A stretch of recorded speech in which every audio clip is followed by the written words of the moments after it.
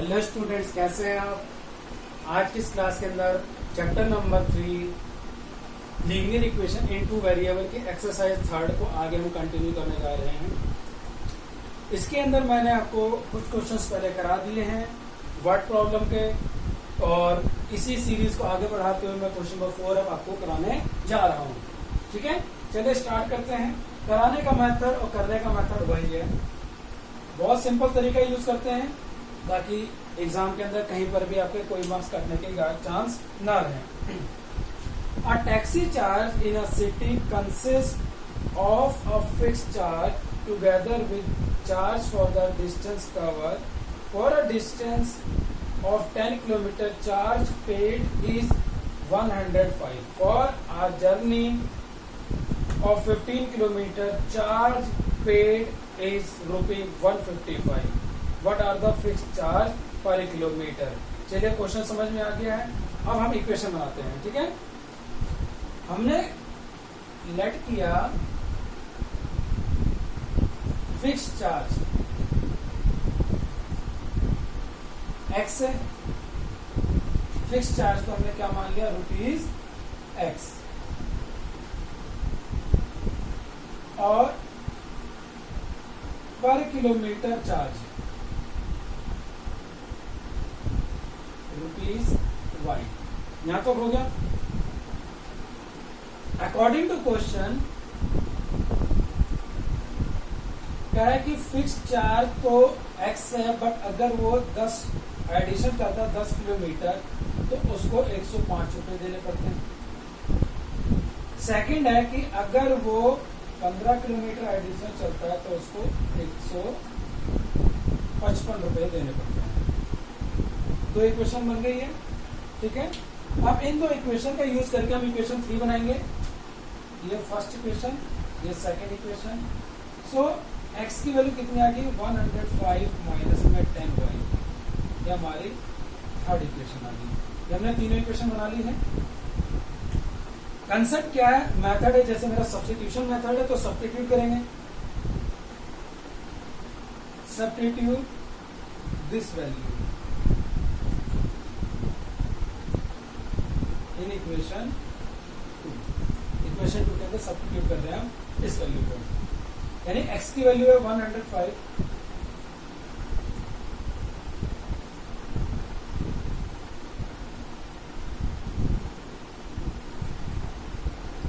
ठीक है। ये हो गया मेरा 55,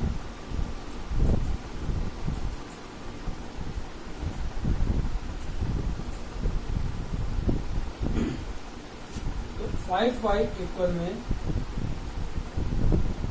50, तो y की वैल्यू आ जाएगी। ठीक है, फिर क्या करेंगे हम, put y equal 10 in equation 3। Equation 3 के अंदर मैं वैल्यू पुट कर देता हूँ। सो क्या इक्वेशन आ रही थी x की,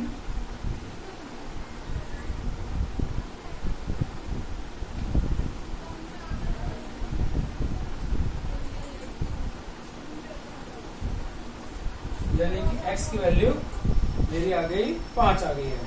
ठीक है, सो फिक्स चार्ज मेरा आ गया है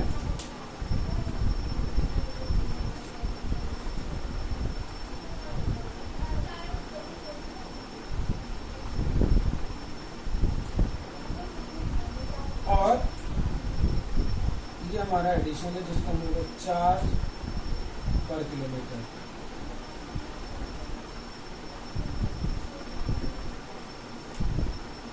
क्वेश्चन में बोला है कि अगर वो 25 किलोमीटर एडिशन चलता है तो कितना चार्ज पड़ेगा। ठीक है, तो charge for 25 kilometre x plus में 25y। x की वैल्यू कितनी निकली हमारी 5, 25 मल्टीप्लाई बाय 10। ठीक है, यानी कि 5 प्लस में 250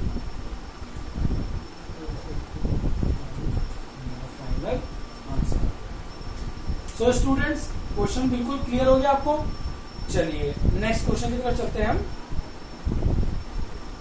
नेक्स्ट क्वेश्चन है क्वेश्चन नंबर 5 पे आ गए हम, इसके 5th पार्ट पे आ गए हैं।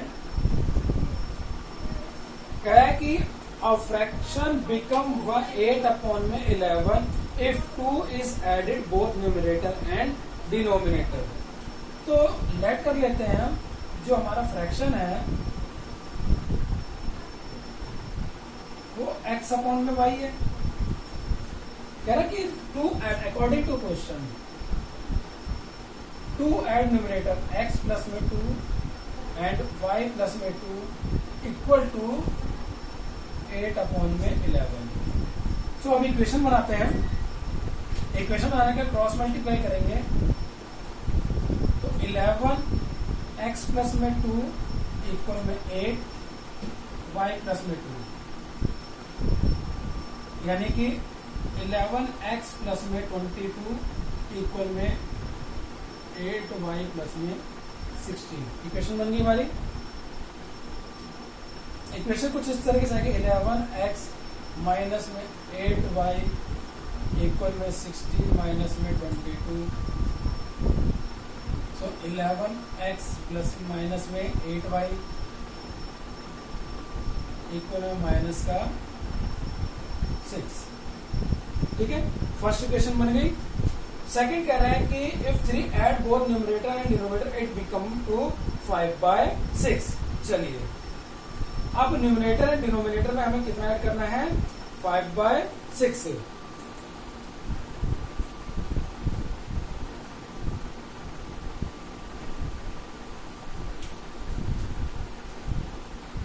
सॉरी, ये 9/11 है।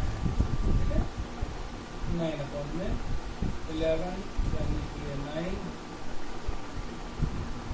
और ये हो जाएगा 18। तो 18 और ये हो जाएगा 9y, ये भी हो जाएगा मेरा 9y। ठीक है, तो माइनस का 4। ठीक है, अब अगर मैं x में 3 ऐड करता हूं तो ये हो जाता है हमारा 5/6। सो फिर क्रॉस मल्टीप्लाई करेंगे 6x प्लस में 3 5y प्लस में 3। अगर इसको सॉल्व करते हैं तो 6x प्लस में 80 इक्वल में 5y प्लस में 15। सो इक्वेशन आगे 6x माइनस में 5y इक्वल में माइनस का 3। ये इक्वेशन फर्स्ट है, ये इक्वेशन सेकंड है। अब इक्वेशन फर्स्ट से हमें x की वैल्यू निकालनी है। देखो कैसे निकालेंगे, 11x इक्वल में माइनस का 4 और प्लस का 9y। ये आ गया। x की वैल्यू कितनी आ गई, इसको मैं इस तरीके से लिख सकता हूँ 9y माइनस का 4, यानी x इक्वल आ गया 9y माइनस का 4/11। सो सब्स्टिट्यूट कर देते हैं हम।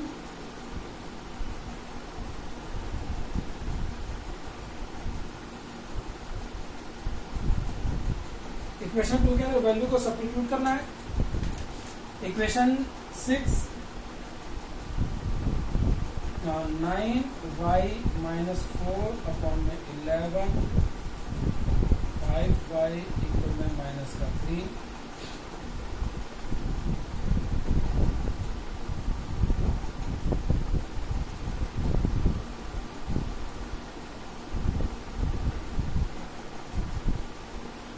एलसीएम ले लेते हैं इसका।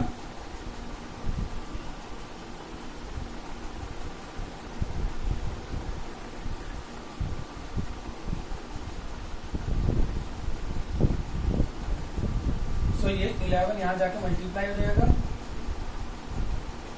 सो ये माइनस का 33 हो जाएगा। ठीक है, 54 और माइनस का 55, तो 54 में से माइनस का y इक्वल है माइनस का 33 प्लस का 24। ठीक है, सो y की वैल्यू कितनी आ गई, माइनस कर देते हैं हम।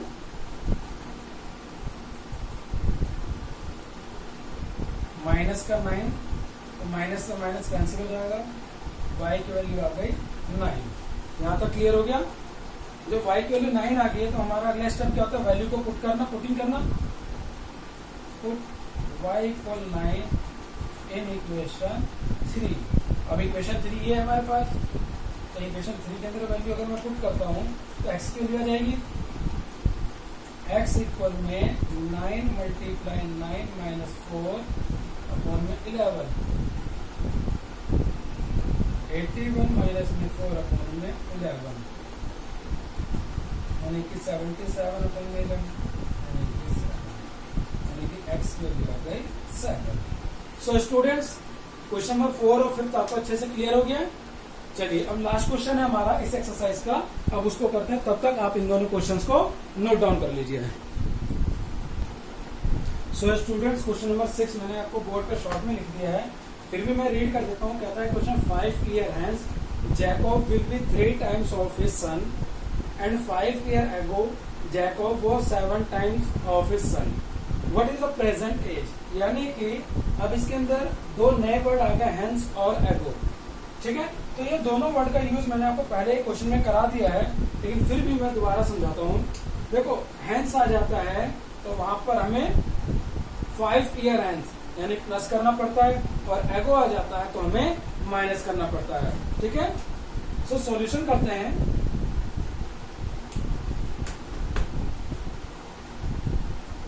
Late the age of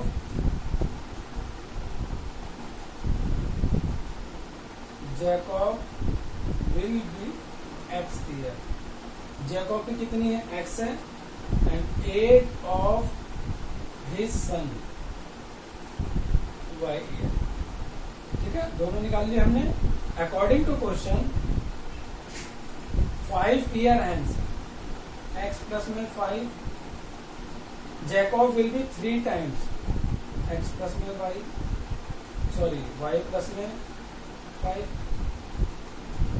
so x plus में 5 इक्वल में 3y प्लस में 15, x माइनस में 3y इक्वल 15 माइनस में 5, सो x माइनस 3y इक्वल में 10। इक्वेशन बन गई हमारी, x माइनस 3y इक्वल में 10। सेकेंड है कि 5 ईयर एगो, x माइनस में 5, 7 y माइनस में 5, x माइनस में 5 equal 7y minus 5, x minus 7y minus का 35 प्लस का 5, x माइनस 7y इक्वल में माइनस का 30। सो स्टूडेंट, दोनों इक्वेशन बन गई है। अब इक्वेशन फर्स्ट और इक्वेशन सेकंड,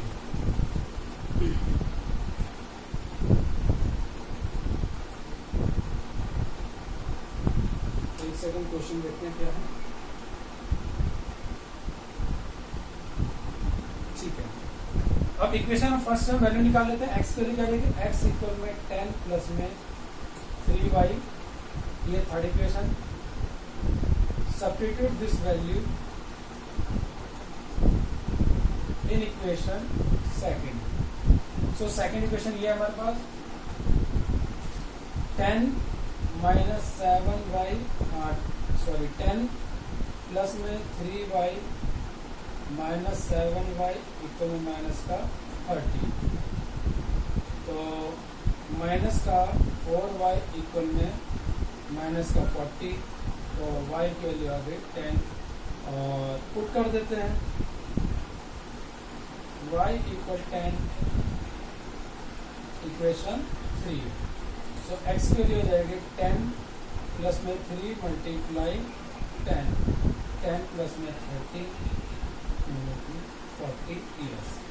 सो अब हमें पता लग गया कि जो जैकब की ईयर है वो 40 ईयर्स की है, और उसके सन की ईयर है वो 10 ईयर है, यानी कि ये present age of Jacob and